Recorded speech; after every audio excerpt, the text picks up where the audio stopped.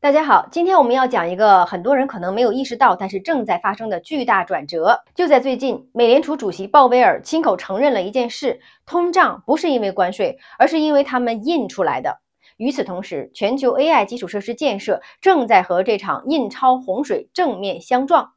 这就意味着市场不会崩盘，反而有一个资产类别可能会迎来超级的爆发周期。那今天呢，我就会从鲍威尔的讲话出发，带你拆穿主流经济叙事的假面具，再告诉你资金真正的去向，以及我们应该如何在这场结构性大浪潮中布局自己的资产。过去几年主流媒体是怎么告诉你的？说关税会让消费者买单，价格会全面上涨，引发滞胀，市场会因为贸易战而崩盘。这是一套叙事模板，从特朗普时期开始就不断的重复。但是鲍威尔最近在一次采访当中彻底揭穿了这套说法。他说，联邦政府现在每年从关税中收取大约4000亿美元的收入，目前来看，主要成本并没有由海外出口商承担，也没有转嫁到消费者身上，实际上是由零售商和进口商承担的，传导到通胀的影响非常有限，大概只有0.3%到0.4%。所以重点来了关税没有推高高通胀，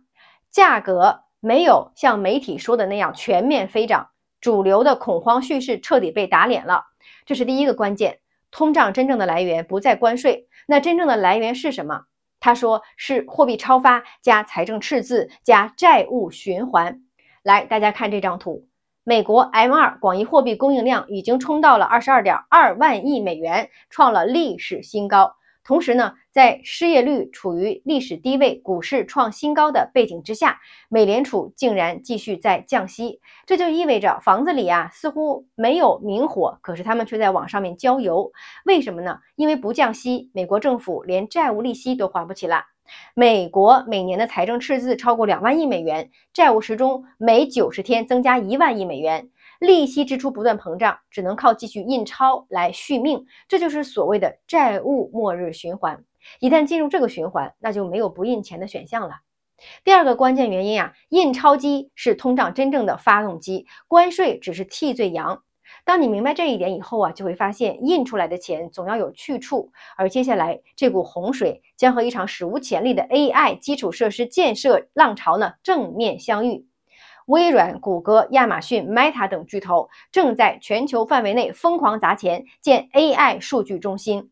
规模几千亿美元级别的资本开支，一座 AI 数据中心的铜用量大概等于4万户的住宅。除了铜，还需要锂电池储能，还需要银，高精度的电子元件。这是什么？无限流动性加受限的供给等于价格爆炸。黄金创下历史新高，铜价率先突破，锂也出现了反弹的迹象。所以 AI 加印钞正在构成新一轮大宗商品超级周期的火种。在这些资产里面有一个特别的存在，比特币。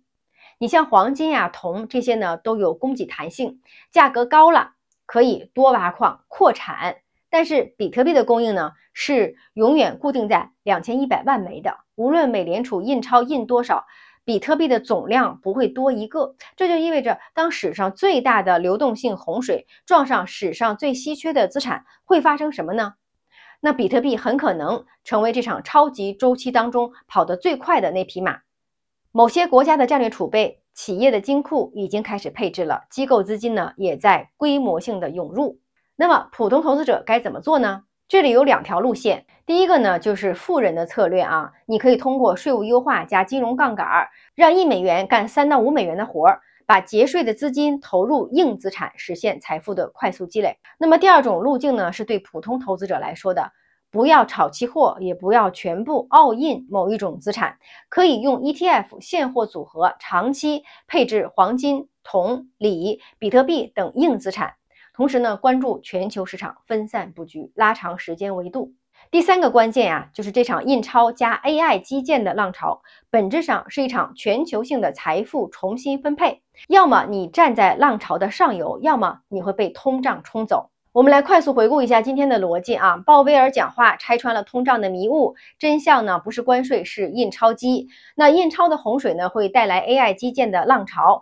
硬资产会有超级周期，黄金、铜、锂、比特币是未来10年的主线资产。